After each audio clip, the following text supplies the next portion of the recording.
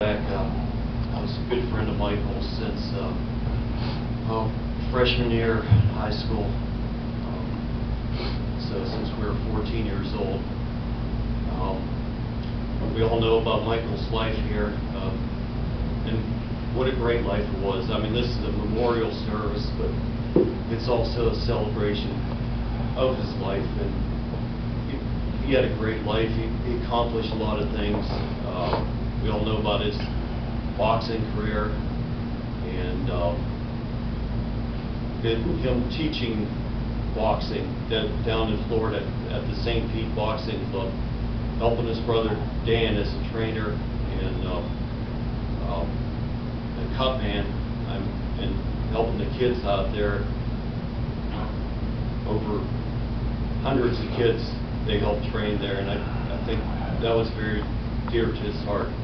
A couple other things I want to share with you. All of us who know Michael pretty well know his welcoming manner. Me and Frankie were just talking about that a few minutes ago. You'd see it could be a day or it could be 10 years. Never changed. He'd give you that point. He would then proceed to shake your hand, almost break your hand doing it, and then he'd give you the bear hug. He was always glad to see you, always welcoming. Same thing with on the phone.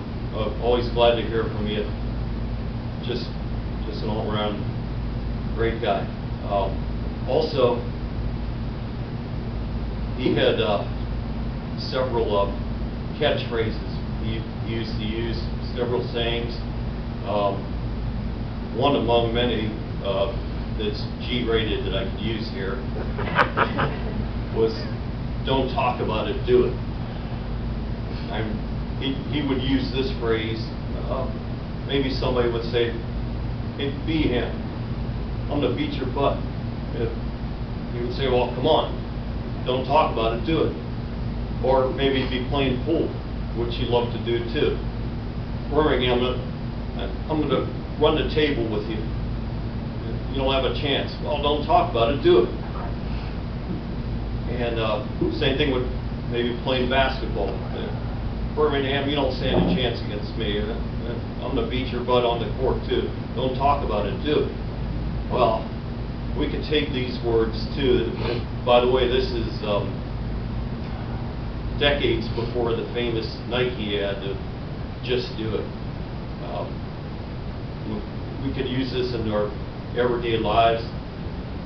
Like, how many times do we talk about things or think about doing things, perhaps, you know, whatever, chores around the house improvements, home improvements, yard work, whatever, getting closer to your family, spending more time with loved ones of your family. Don't talk about it, do it. And just before Michael's death, I'm guilty of myself of talking about it or thinking about it and not doing it. Just before his death, I talked to Mike probably a month and a half before he passed away, and I didn't hear from him for a while, and I thought, what the heck, I'll write him a letter. So I did so, and here I mailed it the day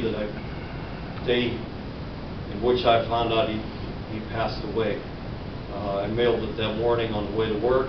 I had no idea of the situation, of course, and here at work at noon that day, I found out the sad and tragic news. So, Mike, those words of wisdom we thank you for, and hopefully we'll all try to live by them more too. Don't talk about it, do it.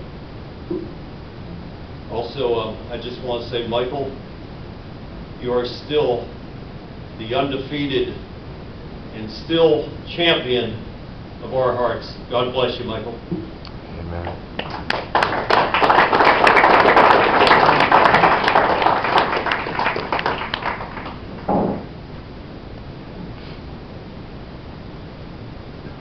The microphone was on, so I had to go to Bob's to share myself.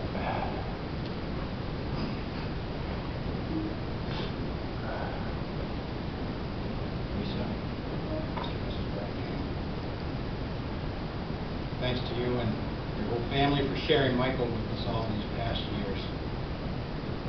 Thank you for allowing us to share our memories and remembrances here tonight.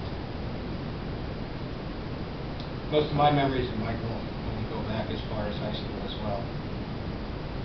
Though we lived on the same street, just 1 block over, we were on the corner of Notre Dame and DePaul. Birmingham's were on the corner of Notre Dame and Colgate. We hung out with kids from different directions on Notre Dame. Mike was with the Smiths and the Stingers. Where are they? See, they're still on the other side. I was with the Haggertys and Hendricks. We didn't go to the same grade school, so our only real contact before high school was probably swimming over at Jan and Ed's lake. Somebody needed to keep the lifeguards busy there, so we did our best. Kids from College Park were always getting whistled for pushing people off the dock, bouncing more than once on the diving board, or breaking some other rule against having fun there. Somehow Michael was always in the middle of it. Sometimes when we knew it was getting close to a safety break or time to go home, we'd break several rules together, just so the lifeguard would kick us out of the water or half-heartedly protest, claim it was all accidental, knowing the whole time we were getting out anyway. That's how we first got to know each other's names, while the lifeguards calling us out. It was all for laughs. Michael was always making us laugh. I'm not sure when Michael started boxing. Probably in his basement with his brothers. But I remember riding the bus home from Ursuline. We would regularly stop and drop him off on Kirk Road at Art Mayorga's house to train for the Golden Gloves tournament after school. We didn't always feel like going. Sometimes I think we even had to wake him up to get off the bus. But he always loved art, talked about what he was working on, and what a great trainer he was. Later, when we started driving, we'd stop at Mike's after school to see if he could come ride around with us. And he'd answer the door with Vaseline slathered all over his face and explain that he was eating dinner or finishing his homework late because he had been training at boxing with art. I don't remember exactly when we started hanging around together. But once it happened, we were friends for life.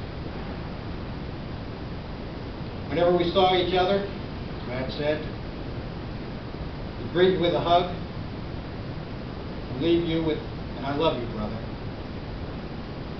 He was never afraid to say I love you. He meant it. In a lot of ways, Michael never left those high school years behind. He never lost his enthusiasm or optimism for life. Things would work out. He never lost his energy or his love for the people he cared about. He was always from College Park, always from Austintown. I remember talking to him on the phone one time during football season a couple of years ago. We were talking about the Browns. And he got all excited talking about, oh yeah, it's Denver week. Like there was going to be a pep rally, a bonfire at the end of Friday night or something. That was Michael. He always talked to you like there was no time between now and the last time you talked, even if it was years. In recent years, I've talked more with Mike on the phone than face-to-face, regrettably. I heard more about him from others than directly from him. He came into town to visit like a boxer. A couple of days, like a quick jab, and then he'd be gone. He always tried to let somebody know in advance that he was coming up, usually Matt. Sometimes it didn't happen. Plans changed. That's how it always was. That was okay. Michael did a lot of things first. He was the first one to move out of home, first one to move out of town. He was the first one to make you smile. First one to crack a joke. He was the first one to offer help. The first one to give you a hug. He was the first one to say, nice job. The first one to say, I love you.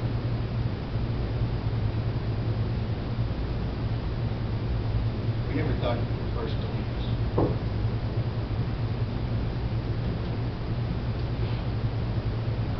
We will miss you profoundly, Michael. You were our friend. You were our brother. You're a part of our family. May God be with you. May you always be in our